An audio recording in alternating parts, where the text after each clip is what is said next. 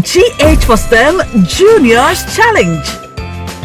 From the Brong-Ahafo region of Ghana, we have Abigail ASUAMA NYARKO from St. Monica's Basic A. Abigail shows us the reactivity of metals using hydrochloric acid, 4 test tubes, a measuring cup, samples of magnesium, zinc, copper, and iron. Now this junior scientist means business with her science practical. When something happens to metal, when it comes into contact with other things, we say it has reacted.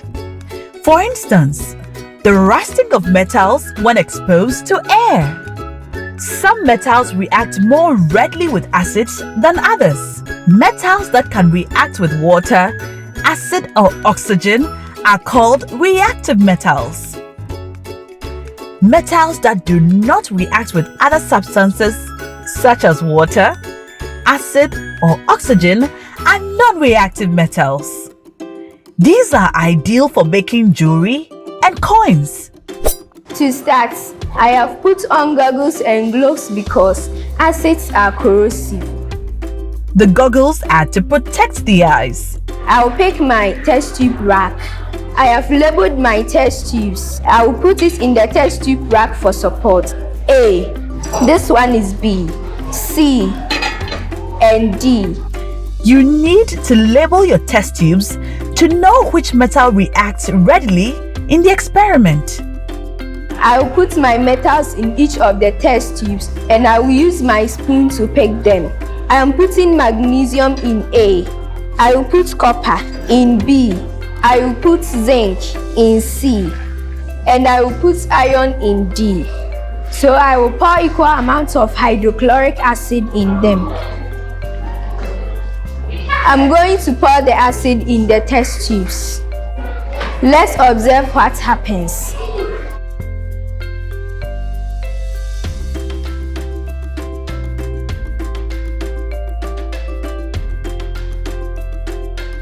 In test tube A, which I have magnesium, produces bubbles vigorously.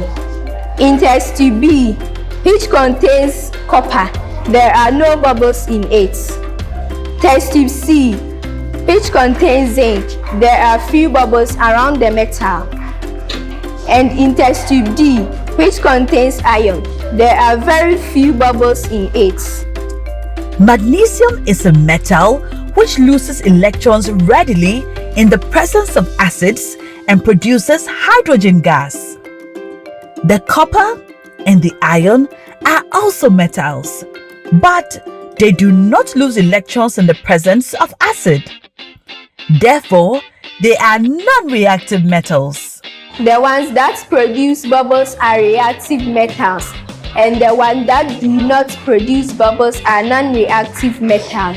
It is based on this fact that metals are selected for specific purposes. Zinc is also metal, but it does not lose electrons readily like the magnesium. Therefore, its reactivity is less compared to magnesium.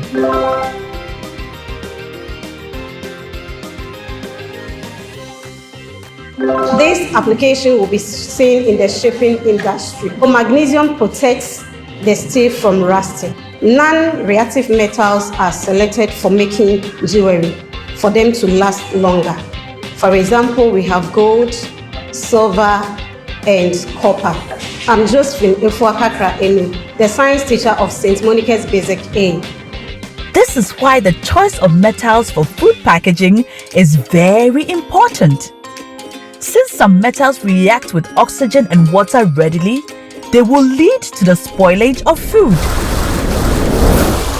It's time for Juneos Practical STEM Quiz. What will happen to the nail or to the safety pin when left in water for a week? A. Nothing will happen. B.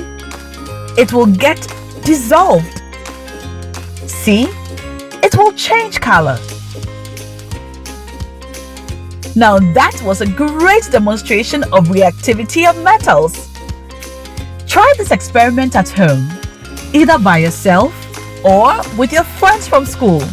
Make a video or take pictures of your experiment. Ask your teacher or your parents to help you post the results of your experiment on social media. Tag We Go Innovate so that you can win some fabulous prizes.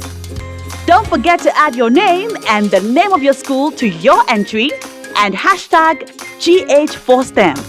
You can check out any of our experiments at www.wegoinnovate.org and please leave a comment. You can also follow us on social media at We Go Innovate or WhatsApp us on 055-406-6248.